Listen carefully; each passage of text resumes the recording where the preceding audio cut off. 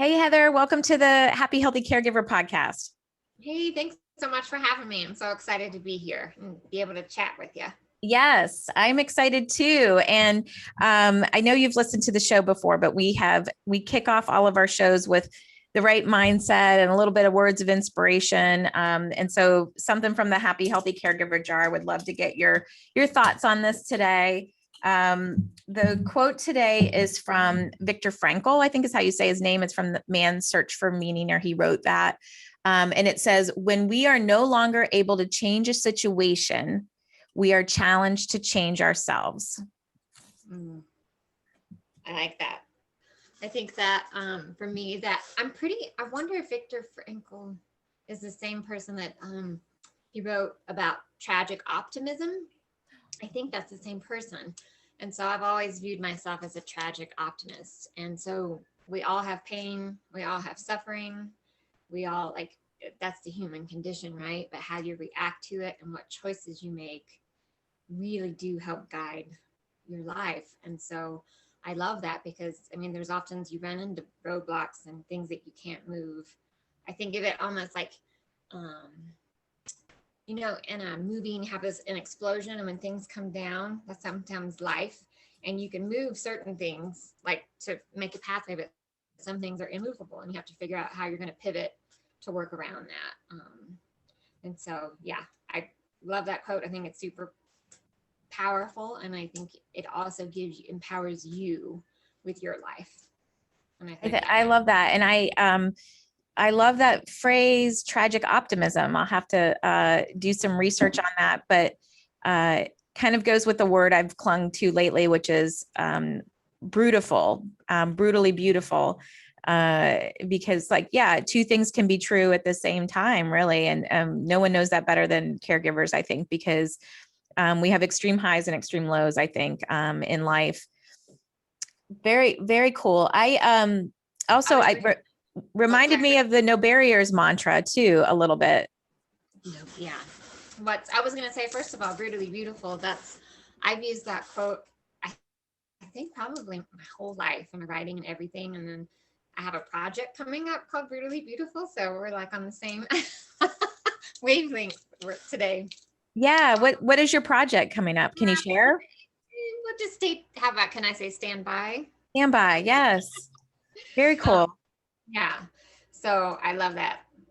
And then, the No Barriers, my organization that I work for and run our caregiver program, our mantra is what's within you is stronger than what's in your way. And that's totally along with that, right? Like, how do you find resilience? How do you find the alchemy? How do you find a new dream and vision and goals when because life will, that's inevitable. We know that's like a fact. Life is going to throw stuff at you.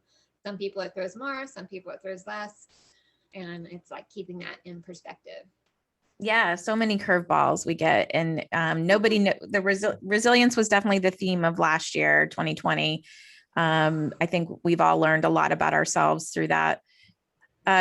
Well, I know a little bit of your story, but for those that are listening to the podcast, I would love for you to share a little bit about how your caregiving story. Just put it all out there. Ooh, strap in, folks. Yeah. It has been quite the journey. I've really been caregiving my whole life. My father had a major stroke when he was in his early 30s. I was 9, 10. And he was later diagnosed with multiple sclerosis. And so with the brain injury, and strokes or acquired brain injury and strokes, it, there's a lot of mental parts of that and emotions that play into it along with the physical. And so being a young kiddo, having to go through that and navigate that without having a family that talked about it had me grow up pretty fast and, learn all these life lessons that I think you learn, like most people might learn later in life. So I was that youth caregiver role.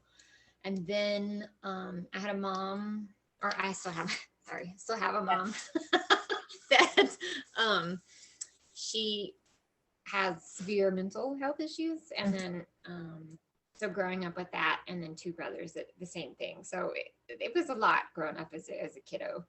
But, and then later in life, when I got on my own, I went out to Wyoming for school and got married, had kids. I got really sick. And so I was on the other side of caregiving, which is, I think gives us all a really, it gave me such a unique perspective, and like how it, like our words and actions and how we empower the people that we care for, like that really does make a difference. And so that really helped me. I mean, unfortunately, fortunately, depends on how you look at it.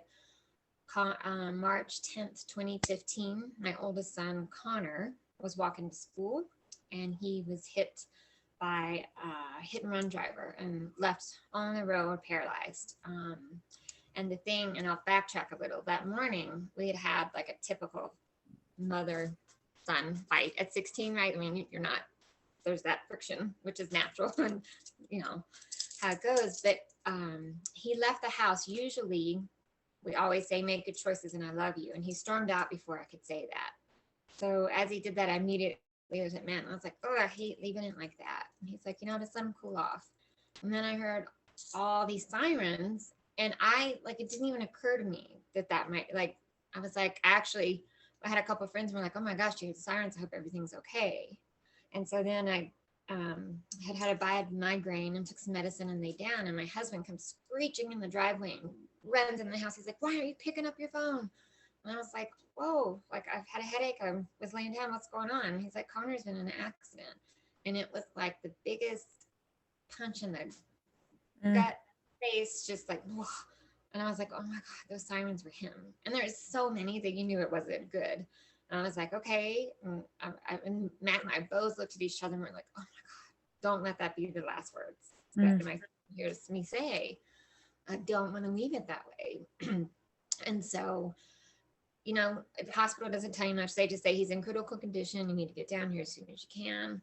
And so then when we get there, our care coordinator was like, I'm going to take you in the room with the ER doctor and policeman. And at that time, we didn't know it. Oh my gosh, sorry. I thought I had that off. That's super rude.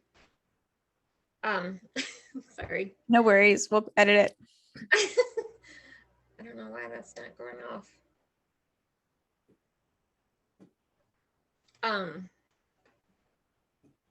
Okay, we were having technical difficulties before, and now it's not letting me. Oh my God, Elizabeth, I'm so sorry. That's okay. The do not disturb or. Yeah, it's just locked up at the moment. Okay, there we go. So let's see, I walked into the hospital and she was like, I'm going to bring you to the ER doctor and policeman. And at the time we didn't know it was a hit and run. And like, it didn't even register for the policeman part or police person. And so we get down and the ER doctor was pretty like to the point, like, hey, right now he doesn't have the use of his legs. He might not ever. We need to get him into surgery. We need you to, you have to do a few things and you can get up and see him. And then he said, I just want you to know that you have an incredible kid. And I was like, oh, I just really need to see him. Like, I have to make this okay. And he said the whole time, like when the people found him, these beautiful angels were right behind him and stopped and cared for him. And then to all the first responders, he just kept saying over and over and over again, like, can you call my mom? Call my mom. Can you tell her that it's still my, can you? Yeah, it's choking me up. I know. This is real. Yeah. Yeah, I was so sorry. I was such an asshole this morning, and I'm going to be a better son. And he's like, that's all. He wasn't asking about his legs. He wasn't like, it was just totally focused on you. And I was like, oh my God. Yeah. I'm like feeling the same way. I just need to see him. And so we waited. Then the policeman was like telling us that it was a hit and run, and it just wasn't registering at that moment. I was like, oh my gosh, this is a lot to like a fire hose of emotions. Yes. So, yeah, I mean, it's bad enough, then you throw that on there and you're just like, whoa, okay. And so I finally get to see him, and he's obviously built up on medicine and stuff, but he sees me and he has these big blue eyes and he's so sweet. And he said, Mom, I'm so sorry. Can you forgive me? And these these big tears were running down his face. And I was like, oh my gosh, like, let's let that go.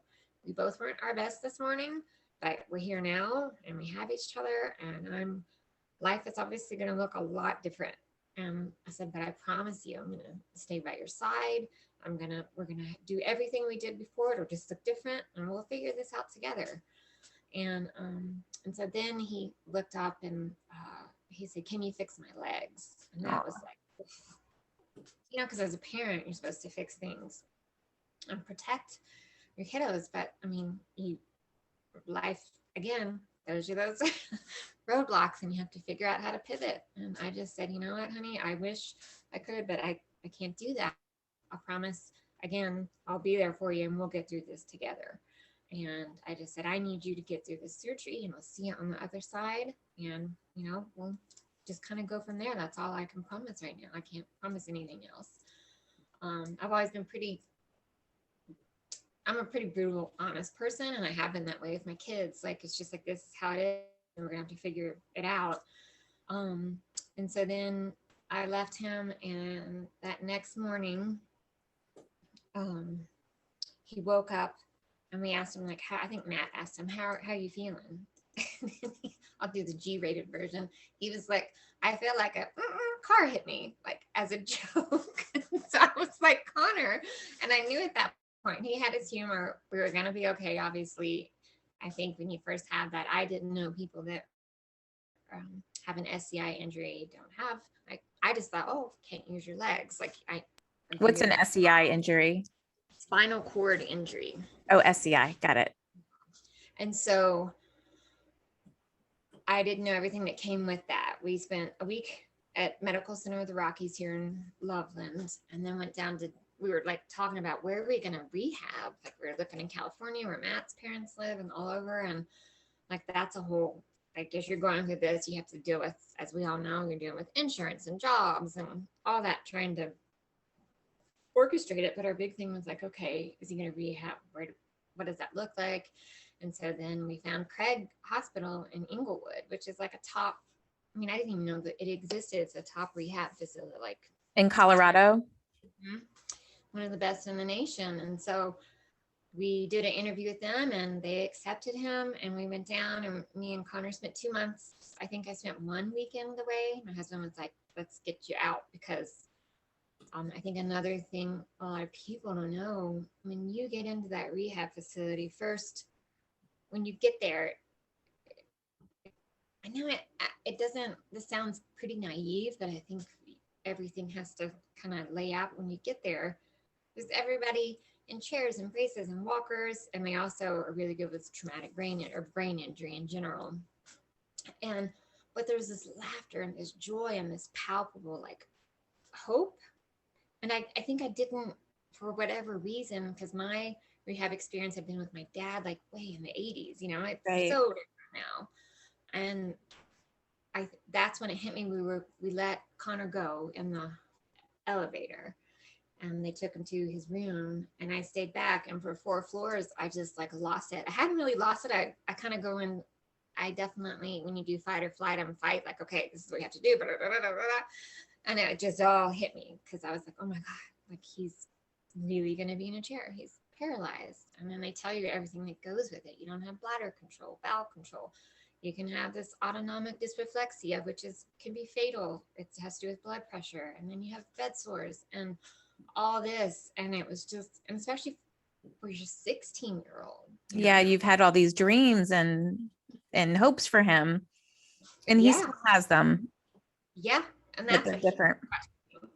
And so it's like, I think that thing we've talked about before is that it's so important as caregivers to recognize you're grieving your loved one's loss, and your whole life, everyone in the family gets impacted, and it shifts, like, that's how it goes. But we often don't grieve our own dreams. Like, I had to stop work and be with him, and how it affected your marriage and your relationships and your other kiddos. And so all of that was just, a lot.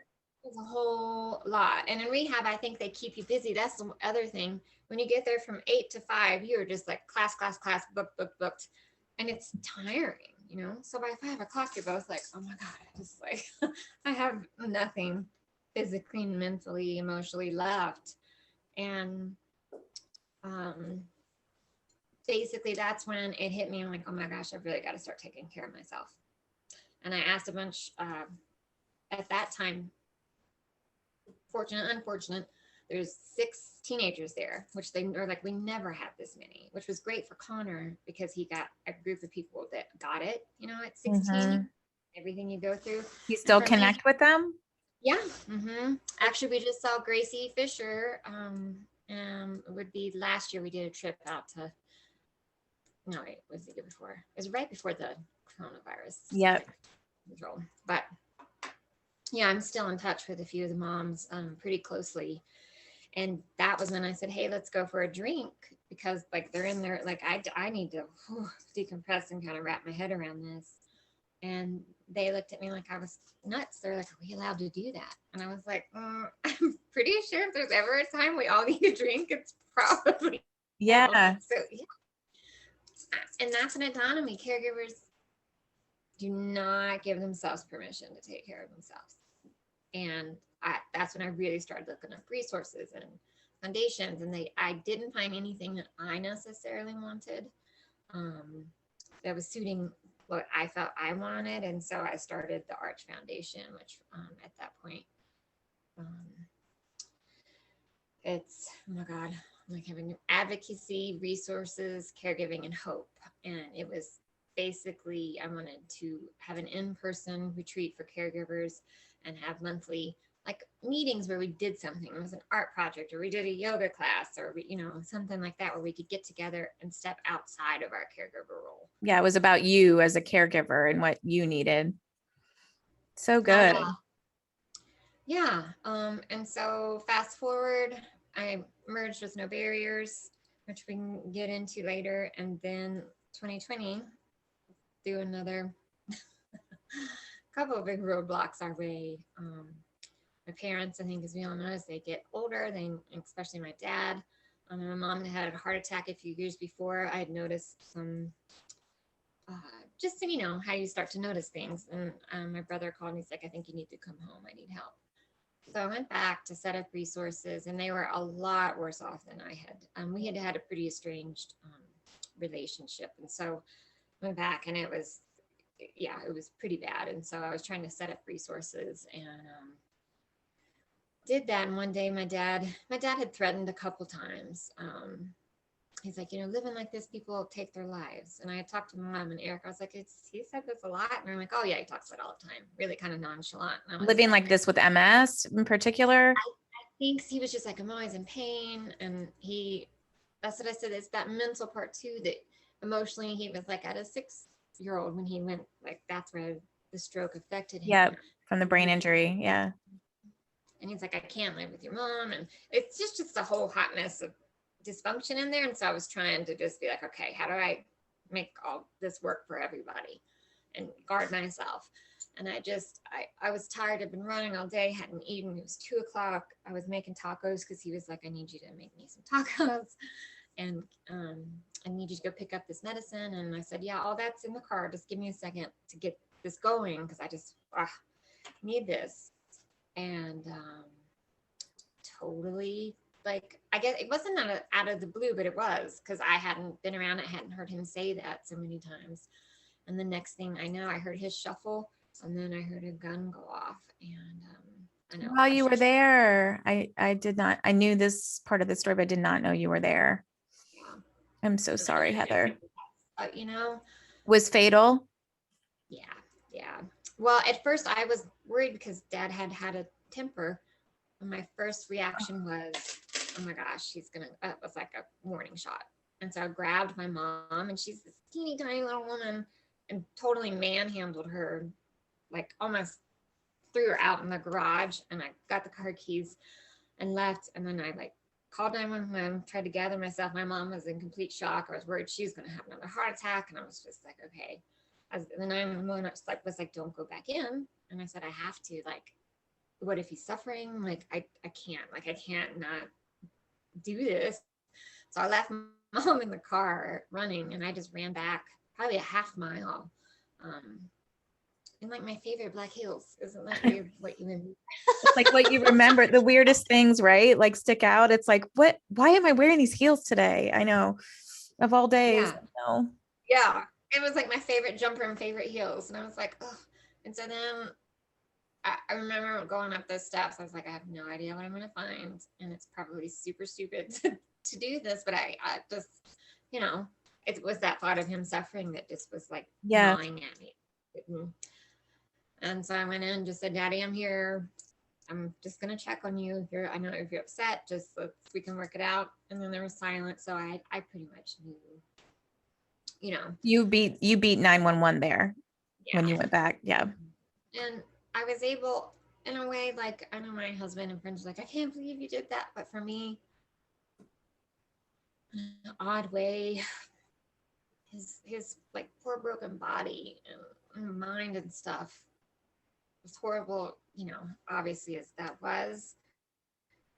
I had to say to myself, like, I guess you're at peace. I wish you would have talked to me. I wish, you know, A different outcome. Yeah. you know, But the mental illness and yeah, yeah. That, I think that's the hardest thing for me as a caregiver is like the physical stuff. Yeah, that gets tiring and all that. But when it has the mental thing, it's how to guard yourself, compartmentalize things, realize what you can and can't do. That is hard. yes, that is hard. Yeah. So, you know, after that, obviously after a death of a parent, you have to deal with all the estate and blah, mom. I was like, there's no way she can live on her own. What are we going to do? And so dealing with all, you know, the practical stuff, we brought her out. And again, me and my mom have had a pretty not great relationship, and she hasn't had a relationship with my kids. So they were all like during the headlights, and I was nervous and bring her back. And she was diagnosed with mixed vascular dementia and end stage Alzheimer's. And so I think she had a stroke too when her heart attack happened, like a major stroke. It just wasn't caught, even though she was under the care of a lot of doctors. So that still was kind of like, ugh. And yeah, I mean, that's another challenge. Again, there's that shift. Like, you know, my kids were like, what is happening? And this person isn't very nice to any of us, and helping them navigate through that. And yeah. How do you like, what is the advice that you give? Because that happens to people a lot. I think listening to the show is that they're caring for somebody that they did not have a great relationship with. Yeah. I was honest with the boys. I was like, look, this is not going to be easy. This is her mental, like she has borderline personality disorder and like psychopathic tendencies. So that right there in itself is not good. No. So try this. And then you put if it was just the Alzheimer's and like that is, like I said, it's that mental part that is just like, ugh. And so when she would say nasty things to me, or like on Father's Day, she got in my face and the boys were there and she was laughing and saying, haha, you don't have a dad. Why are you celebrating? And the boys were just like, ugh. Connor actually left the house. He's like, I can't be around it. And I was like, I respect that. That's your boundary. I get it. And then poor Max was just like, you know, still in school and struggling. And so I just a lot. I think my advice was just keep those communication lines open. And I set hard boundaries. I was like, that's it. You're going to have to, like, you have to go to your room. That's not how we operate as a family. And then when it got to the point where, if you know, those people kept crossing those boundaries, like mom did, and it was, I saw how it was affecting almost like a dementor sucking out the life of my family. I knew then that's on me. I have to make a really hard red line and find her care. Yeah. And then it's hard when you have that mental illness and they're aggressive at all. So like, that's a whole nother stressor. Like, we won't take her because of XYZ. And you're like, oh my God, like, what am I going to do? And do I just move my family out and I stay here with her? Because I know how to deal with it, and just try to give them the tools of, you know, don't take on what's not yours. That's hers. Put your armor up, and that's not it. Let's get out whatever we need to. We need to go hit the drums or hit the bag. If you need to just cry with me and say, like, I hope you don't get it. I hope you don't understand how she treats somebody, because I would hope we're better than that. We've done better. I'm hoping to break that cycle. So You think some of it is just the illness and some of it is her history?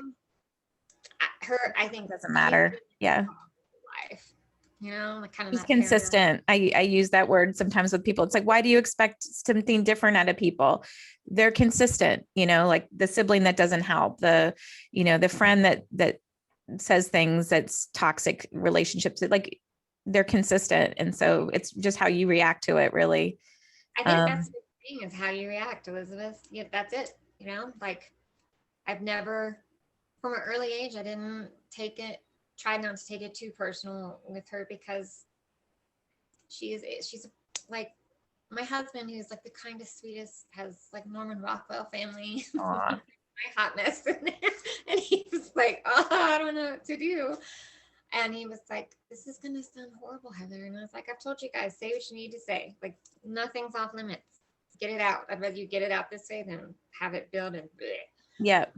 That I have never felt that kind of evil. Because like I always thought, so here's that blessing that I feel like I always can pull out some kind of thing.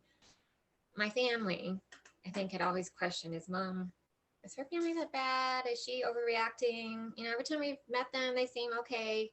And I was like, yeah, because she's like a master manipulator. And so my husband and kids, they came in, they're like, we just want to apologize. We never supported you really that and that.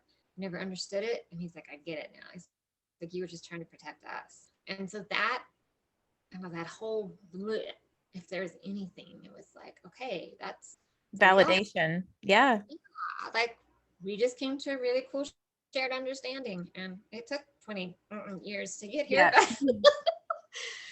So yeah, I think Heather, like there's so much to unpack. Like I know the first time I met you and I heard it, I was like, my first reaction is, oh my gosh, so much on one person. Like, how can I even, how can you even open up as another caregiver that has so much going on? But everybody has some commonalities, I think, in their story. But you have had so many, one after the other. And it's like, at some point you just want to raise your hands and be like, I get it. I'm getting the message right now. But is it the tragic optimism, or like, what are the tools that you have tapped into that have helped you like still stand on your feet and get up every day? Like, what is it? I think definitely humor. I've always found humor in things, like, and pretty dark humor. Like I go towards the dark side a lot on that. And then I think for whatever reason, like I know we talk, like I'm not religious, and so I've had to believe in myself at a really young age. I wasn't, my grandparents were kind of my anchor. I think if anything saved me, it was them. My grandmother was this beautiful nurse, this woman that just gave back and had this great laugh and was just lovely. And my grandfather was, again, they were just kind of pillars of their community, and I would go every summer with them. And I think having just that one person believe in you, and kind of anchor you down, gave me the okay to start, like, to believe in myself, like, okay, I'm not, and I think it helped me figure out, if I'm not getting what I need from these said people, if they're not going to better my life, how do I do that? And so I think at my age, I was just forced to find those tools. Like, if you're not making my life better, if you're making it worse, okay, so I know I don't want that. So what do I want?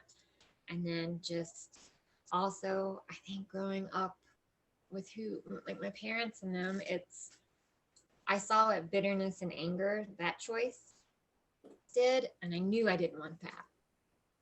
So I think my tools have always been like, okay, I believe I can get through this. I know I can. It's going to be hard. It's going to suck.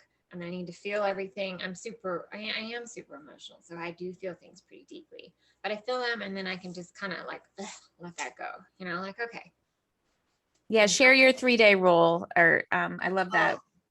Yes, in our house, we have a 3-day rule where if you need to take 3 days to feel whatever you need to feel, go dark. I joke we're big sci-fi fantasy. Like I say, go to the depths of Mordor. Like, do what you need to do. And then on the 4th day, get it out. Like somehow just blah, like throw rocks, hit the bag, scream, cry in the shower, whatever it is that you need to do to let that go and grow. And so that's what we do. And I think that's been a big part of my healing process, is really going. I think sometimes we get scared of our anger, scared of our sadness and grief, and it's overwhelming. But I find for me, if I really feel it all and just go there and just kind of let it wash over me, and it's easier to let go and be like, okay. Yeah. Feel the feels. Cause so, we know what happens when you push those things down, addiction, like you said, anger, like it comes out somehow. So Yeah. why not have a space for it to come out in a healthy way? So, I think about you often when I like the 3-day rule. That's a good one. It's a good one to just kind of give a boundary to it, though. It's like, it's okay to feel it, but at some point You have to. you got to rise. Yes. Rise out and rise above. And, well, you've got, a lot of different examples. How is everybody now? I know dad's ending did not That did not go go so well, but like, how's your health? How's mom? How's Connor? Like, people want to know, right? They hear the story. They're like, how is everybody? I'll just leave it at that. Yeah. So mom is in a facility, and that has been quite the journey too. Yeah. At first she was fine, and then I was getting lots of calls like, oh my gosh, we can't handle her. What do we do? And it was getting to the point where maybe they were going to move her to a mental hospital. And I just sat her down and I was like, look, this is what you have. These are your choices, and I know it may not be getting through. I think that we can try to make this work, and we can find people that you feel good with. Got to meet you halfway. Yeah, I like it. I I'm doing everything I can right now, and it's not going to work unless you choose to at least engage a little and not just fight. And so, along with medication and that, she's actually calmed down. It's doing a lot better. And I joke with the boys, I don't make any of my family go. That's another thing. It's completely on me, which is fine. But I see her every week, and it's like an awkward first date at the window, How are you? You have to kind of armor up a little bit before those. Yeah. 100%. And I just I don't anymore. Like you said, she's consistent. I don't take it super personal. I know her daggers. I'm like, how to, I know you're going to do that. I know you're going to say I'm fat and ugly and no one cares about your work. Okay, that's cool. What else? What if you watch for TV? I don't take it personal because, A, that just hurts me. B, she's not going to change.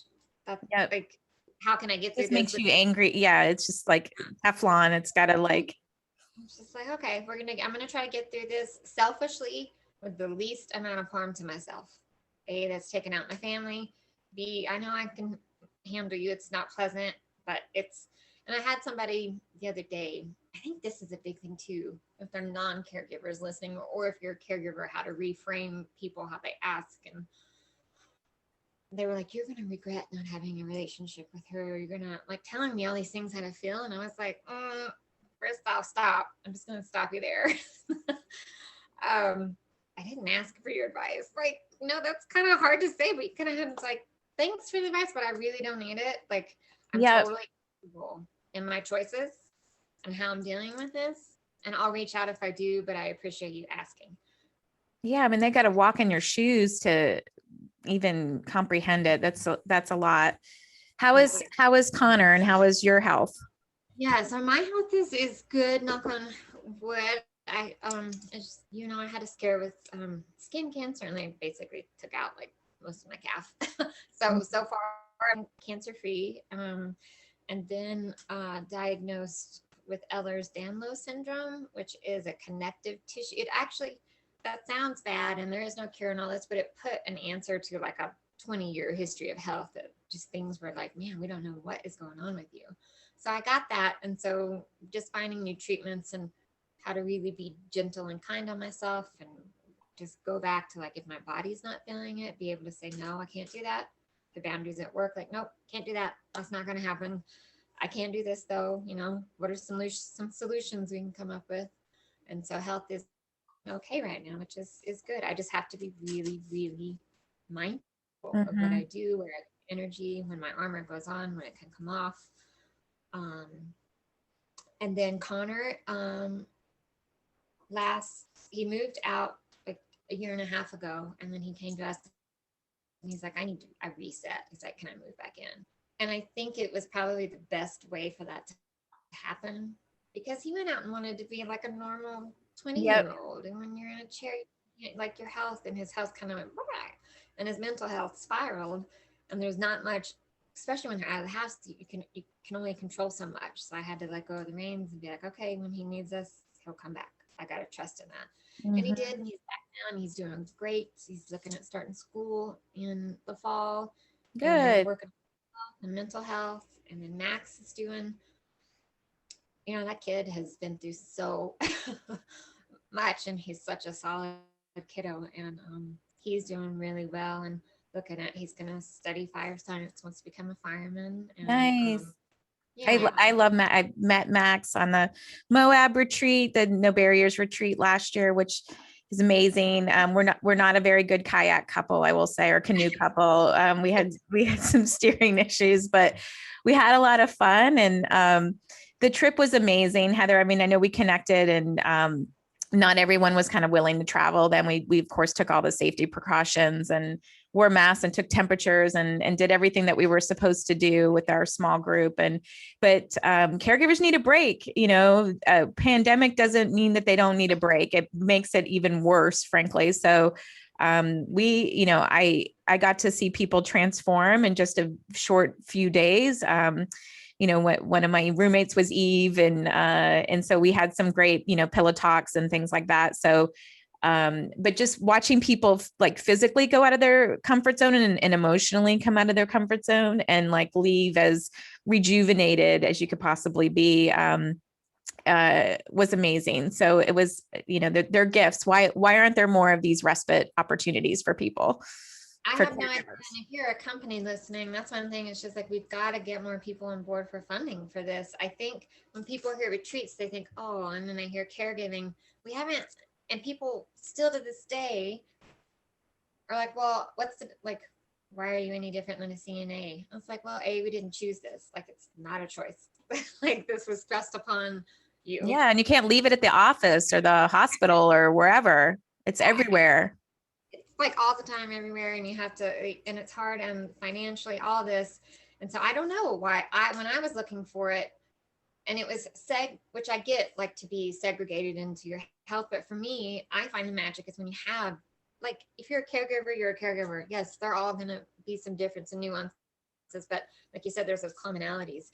And I think bringing all these different caregivers together, gives you a different lens and perspective. You can be like, okay, wait, maybe I don't have it so bad. Or wait, is that how and it takes you out of, like, if you're just like, maybe because I've dealt with so many different caregiving types, I think that, to me, there's magic in that. And then the other thing, which I'm totally open about, I think about, like, what selfishly would make me feel good, because I can't be the only person that's thinking that. Like, I know I can be kind of kooky, but I'm not that off, right?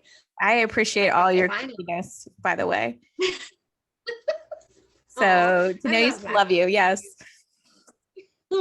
But yeah, I think we need to really push companies to think about, like, you have caregivers in your workforce. Do you know what they bring to the table? Do you know, how are you supporting them? And you can support them by sending them on retreats. It's not all la-di-da. There is curriculum there, and it's okay to have downtime. And it's good to push yourself physically, because you mentally have to check out and just kind of be present, and then you can tap in emotionally. And so I think having all those things, and then again, that biggest part, the biggest step is saying, I'm going to do this. I'm going to leave my family because I deserve this, and it's okay.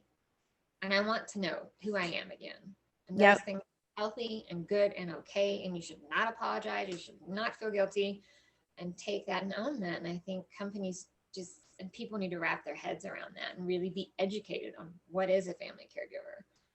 Why does it matter? What do you deal with? And as many 53 million caregivers, and why it isn't more talked about. There's more youth caregivers than homeless youth. Like that alone. I did not know that. No. Yeah. Yep. I don't know why there's more. I mean, obviously me and you are trying to get the word out there, and it's very fragmented, and if we could wave a magic wand, it would just be a way to, if I could wave a magic wand, I would want somebody at those hospitals and those doctors' offices, the places where those entry points for caregivers, and just to put the resources and be like, they're very apt to give you the how to do the wound care, how to do the toilet help, how to do diabetes management, whatever it is. But I have never had the experience of someone saying, wow, this is probably a lot on you, and here's a bunch of resources that could help you cope and show up as the person that you want to be every day. And so that's the magic wand. And so I think there's strength in us coming together. I love the No Barriers mission. I love the fact that after Moab, the retreat, like, it was amazing. It was fun. It was great. We had some wonderful topics and conversations. And then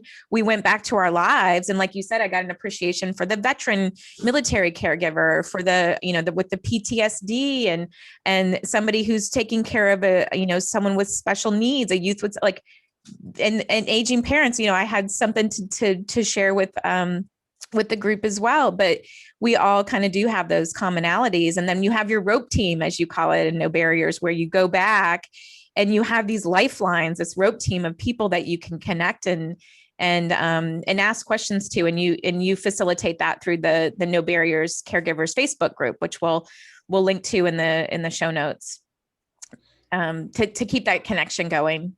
Yeah, I appreciate that, Elizabeth, and I think it is so important with as many of us that are out there to have that first connection. Like I tell people, even my friends, when we got back home, like, hey, I'm going to ask you to reframe how you ask about us. Just sometimes at that retreat, you heard people are like, oh my God, no one's asked me about me. I don't know what to say. Like, I don't know how I am. Like, wait, what? Yep. And I was like, first of all, y'all need to I would suggest what I did, which really helped a lot, is asking folks to reframe how they ask about us. Like, hey, can you ask Max how he's feeling first? This isn't super hard on him. He's felt like a ghost. All the attention's going to Connor. So ask about him first. Your younger son. Yes. Yeah. Yes. Mm-hmm. Ask about the youth and the health first, the siblings, and then ask about, the secondary. And then you can ask about the primary caregiver, then ask about Connor. Not that it's a way to reframe where everybody can feel seen and heard. And I think that's like a little thing that just made such a big difference to Max, to Maddie and me, and Connor. And I think it brings to Connor's mind, like, oh wait, this isn't just all about me. It impacts everybody. Yeah. It impacts the whole family system. Everybody is impacted that way. We touched on the No Barrier stuff a little bit, but I want to spend a few minutes with March. You've kicked off the 53 for 53 challenge. And I don't know if people saw my Instagram plank. I tried to plank for 53. It was 53 plus seconds. I'm just saying. So, what was the point of that, in your words? Like, what was the 53-53 challenge, and what else is happening? So I haven't really explained No Barriers very well. So after the arch, we'd gotten in touch with No Barriers, got in touch with us after Connor's accident, and I said, hey, we do this summit every year for people of all abilities. We'd like you to come. And basically, it's an organization that serves people of all abilities through a summit, Watch Your Everest, and then warriors and educators, and now caregivers. And throughout all that, I was like, hey, this is awesome, you're doing this, but you have a huge population you're not hitting. It's the caregivers. And so then I merged with them. And so, like we said, it's what's within you is stronger than what's within your way. It was created by Dave Sherna and Eric Weinheimer, who is blind, and he was the first man to climb Everest. Trying to do this pretty quick. When he got to the top of Everest, a Sherpa looked at him and said, hey, don't let Everest be the best thing you've ever done. And Eric was a bit taken aback, like, well, I'm like the first blind dude to do this. Like, that's pretty awesome. But it made him really think and contemplate. So then he went back and thought about, okay, that was pretty powerful, And then he also told him, and you're not there yet. You're only halfway up the mountain. You have to get down, which I think is so true. And so they built No Barriers to serve these communities, and it's a lot of outdoor adventure and this life elements, this kind of roadmap, as Eric puts it. What you talked about, rope team, alchemy, how you found the magic and put it all together. Vision, what is your vision for yourself, and what's the goals? How do you reach outside your comfort zone? And I think for caregivers, that's putting the focus on yourself. Mm-hmm. So that's kind of No Barriers. And now we have our caregiver, which is we have an online community and we do retreats. And so the 53 for 53 was really, I wanted to raise awareness because like we talked about it, but I feel like to be that big of a population and not many people know and don't know what we go through. 53 million in the US. Yes. Really, yeah, like that is a massive number and we should be talking about that more. Everybody, like caregiving will touch your life at some point. So we should get everybody on board. And then it was to open up our application process, which is for a month for our retreats. Retreats are free to the caregiver. We have 3 this year. I wish I could fund one every month. That would be awesome. So, but you know, we're doing what Baby we can. steps. It's baby steps. And the applications, by the way, if you're listening, they got to be in by April 3rd. Is that right? I think that's right. Yeah. So you have like a week, get your applications. You can nominate somebody or nominate yourself, frankly. Mm-hmm. Yeah. However you want to do it is good by me. You need to be a family caregiver. Unfortunately, if you're a formal caregiver, CNA, nurse, doctor, first responder, we aren't. You don't qualify for this program. I'd love to offer that later, but just making that clear. Yep. And so that was it. Raise awareness and then launch the applications and then highlight like the 53. You could do anything you want for 53 seconds or 53 reps to kind of, again, put it out there. Caregivers wear so many hats. We're advocate, nurse, chef, insurance agent, therapist, you know, like, oh my gosh, name it. And that right there is exhausting. Sometimes just listing it and then like honoring that. So letting people pick what they want to do. And that was kind of my idea. Yeah, people got really creative with it. It was fun to see. So I can link to some of those. I'll link to the application. I'll put some photos of the Moab retreat so you all can see what that looked like with that Heather, where Heather and I got to meet each other in person. And I just encourage you all to reach out and take the time for yourself, you know, that you deserve it. And then we'll also connect to the No Barriers Facebook group. So anything else that you're excited about right now with No Barriers or personal projects that you're working on that you want to share? Oh, someone's saying hi here. Well, first of all, thanks. That was a lot to unpack. I feel a little bad now. No, don't feel bad. Like this, here's the thing, Heather, like everybody's story resonates differently. That's why, like, I don't want to have a podcast with just me talking because my story is just one of 53 million plus stories. And so people are going to take and pick up things from different people, and just you sharing that and validating what you have been through and that you came out on the other side. Like, you know, it's like when you think you're not tough enough, like look back and look and see all the mud you've already been through. Like it's amazing. And you are just reaching back and helping to pull someone else up that's in the mud right now, frankly.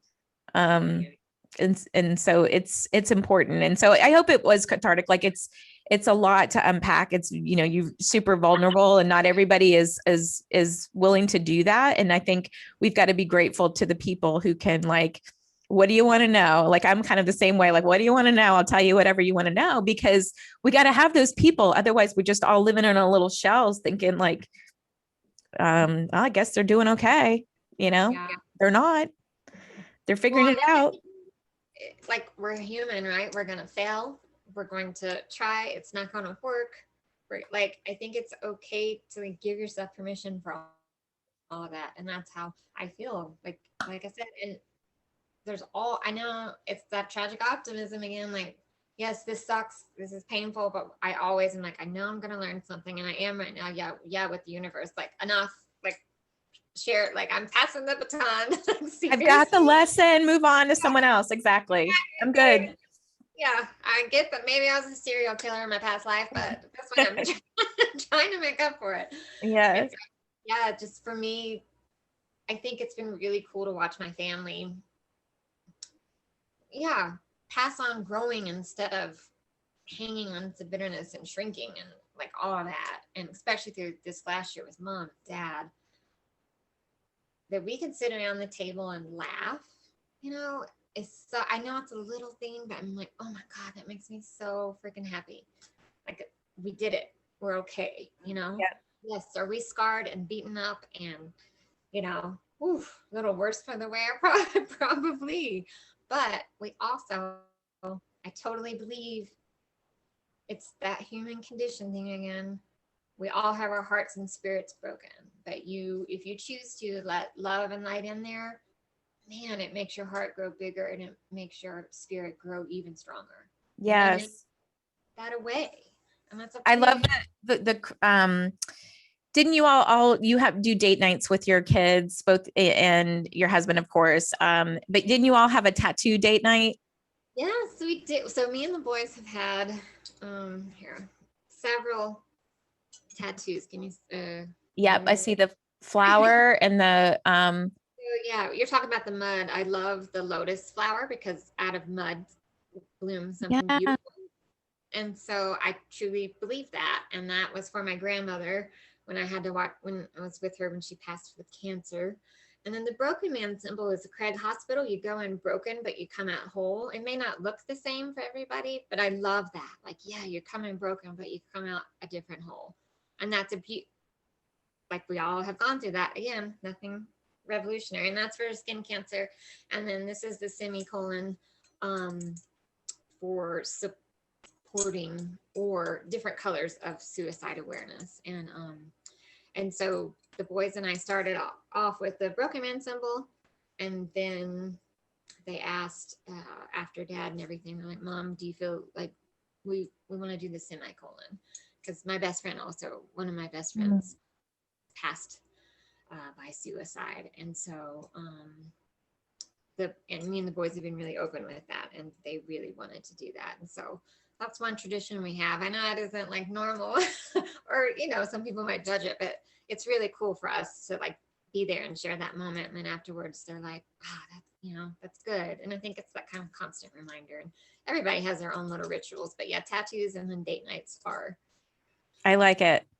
I like it. Here's a fun fact. I have one tattoo. I don't know if you saw it, maybe in Moab when we were doing we did an overnight rafting trip. I have a bee on my thigh for my guardian bee. Some people have a guardian angel, but my maiden name is Behe. And so bees are my thing. So yeah, it's I think, you do you. And anyone listening to this, you do you. So speaking of you doing you, let's I'm going to pick, I don't want to spare you from the lightning round. So you got to have a few questions from the Just For You daily self-care journal. So these are just ways to be mindful about yourself and self-care. Like, again, for caregivers, I wrote it with caregivers in mind, but it's really for anybody that wants to be intentional about their self-care. Because I do think, what's that? Great book, by the way. Oh, thank you. So today's St. Patrick's Day. We both have our green on, and I was thinking about luck.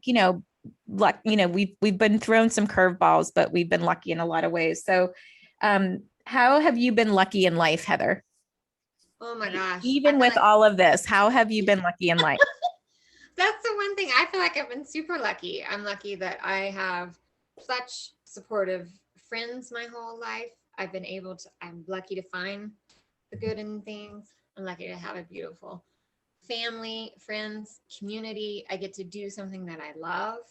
All that is, along with the bad, I've had equal amounts of good. So that's pretty darn lucky. Yeah. Yes, I think so too. What's your favorite vacation spot? You're already in a beautiful spot there in Colorado, but what's your favorite vacation spot? It'd have to be between the desert and the beach. And I don't know. I was just thinking about this. I'm not sure if it's desert, mountain, beach, just anywhere away. Beach, probably. Yeah, you do something that you've inspired me on, that you do kind of solo retreats with yourself. Share a minute about that, about what you're doing, what you do. For me, I've always felt it's okay to take little time out and make sure I get my travels, and make sure even if it's just like 2 days just to get away, or if I want to go to the hot springs, I can do that and not feel guilty about that, and like get everything in order so I feel good about it and do that. So I make sure I have some girls trips in there, Mm-hmm. I go, I love hot springs, kind of anything naturey. And Where's a good hot spring? I've never been to one. oh my gosh, we'll have to do one out here in Colorado. We have a bunch in Colorado, or there's one right up the road in Saratoga. There's one Mount Princeton, and wait, I never say it right. Buena Vista, Colorado. It's gorgeous, and it's a really nice hot spring. Yes, that's like, I love hot That springs. sounds fun and pampering. I'm into that. Speaking of trying new things, here's your last question. Because I think caregivers too, we don't, we can be guilty of not pushing ourselves and getting out there. So what new skills would you like to develop? Oh my goodness. You know, we snorkel, but I think I would like, I've never dove because I can be a little like claustrophobic, and I'd like to push myself a little bit just to do that. So scuba diving or? Scuba. Yeah. I love snorkeling. It's just easy. You can get out in, but it would be scary, but that's okay. I think I would try it once. Sounds like a future no barrier retreat, because that's also on my bucket list. I'm afraid of it because, the bends and all of that. It's like, but we're smart. We can follow directions. We'll figure it out. Yeah. And how mysterious would that be to just be under the ocean and see something different. Don't do what my sister did though.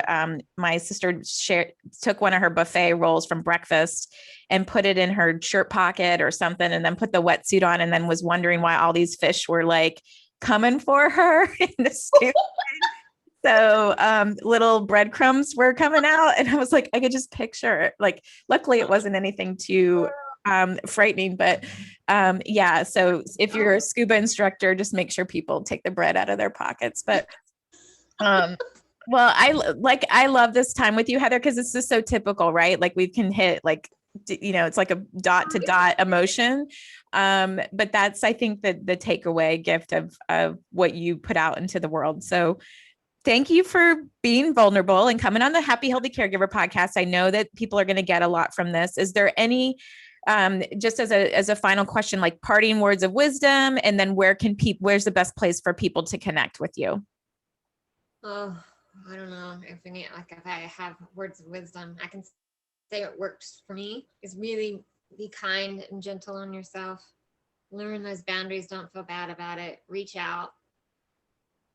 And I appreciate you saying the vulnerable thing. I think being vulnerable does help you grow, and not being scared of that. It's okay to reach outside your comfort zone.